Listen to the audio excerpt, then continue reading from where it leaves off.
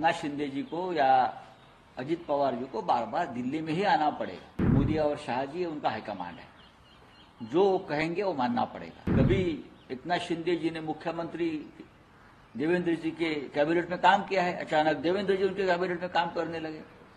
अब जिस प्रकार की राजनीति महाराष्ट्र में चल रही है उसमें कोई स्वाभिमान नाम की चीज अब बाकी नहीं है। आजकल देखता हूं उनके चेहरे पर बहुत हंसी है। दिल्ली में कल घूम रहे थे गॉगल विगल कोट सूट पहन के, उनके चेहरे की रौनक वापस आ गई है जो लोकसभा चुनाव में खत्म हो गई थी।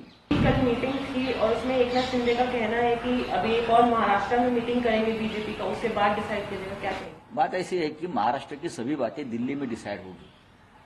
जो महाराष्ट्र का स्वाभिमान अभिमान की बात हमेशा करते थे वो अब नहीं रही है। अब एकनाथ शिंदे जी को या अजित पवार जी को बार बार दिल्ली में ही आना पड़ेगा अपनी बात रखने के लिए। चाहे उनके एक अलग पार्टी अलग गुट बना है, लेकिन उनका हाईकमांड दिल्ली में है। मोदी और शाह जी उनका हाईकमांड है, जो वो कहेंगे वो मानना पड़ेगा। चाहे उनकी डिमांड उनकी मांगे कुछ भी हो, लेकिन उनको महाराष्ट्र में जो बात चाहिए उसके लिए दिल्ली की उनको मंजूरी लगेगी। कल भी बैठे थे ना, तो वापस महाराष्ट्र में बैठकर क्या करेंगे? जो कल आदेश दिया होगा अमित शाह जी ने या और नरेंद्र मोदी जी ने, उनको मानना पड़ेगा। हाईकमांड है।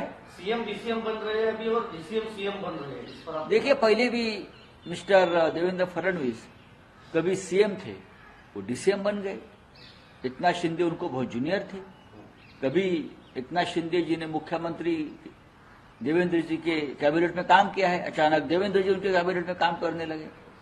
अब जिस प्रकार की राजनीति महाराष्ट्र में चल रही है उसमें कोई स्वाभिमान नाम की चीज अब बाकी नहीं है, बची नहीं। वापस डीसीएम बन रहे हैं। वो तो सदैव डीसीएम है, वो सदैव डीसीएम है, सदैव डीसीएम रहेंगे।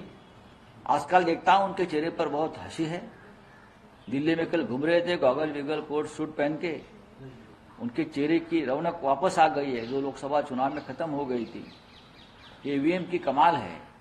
अब बारामती हो या ठाना हो, विदर्भ हो, ईवीएम का मंदिर बनाना चाहिए लोगों ने।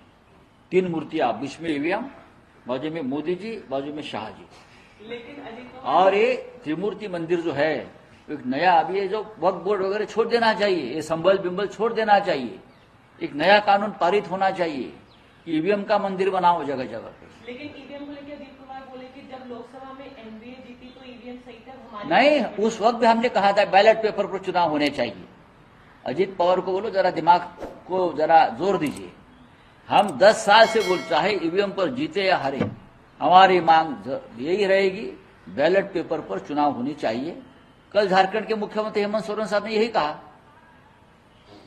उत्तर प्रदेश में अखिलेश यादव जी को बहुत बड़ी जीत मिली, उसके बाद भी अखिलेश यादव जी बोल रहे हैं ईवीएम नहीं चाहिए, बैलेट पेपर पर चुनाव चाहिए।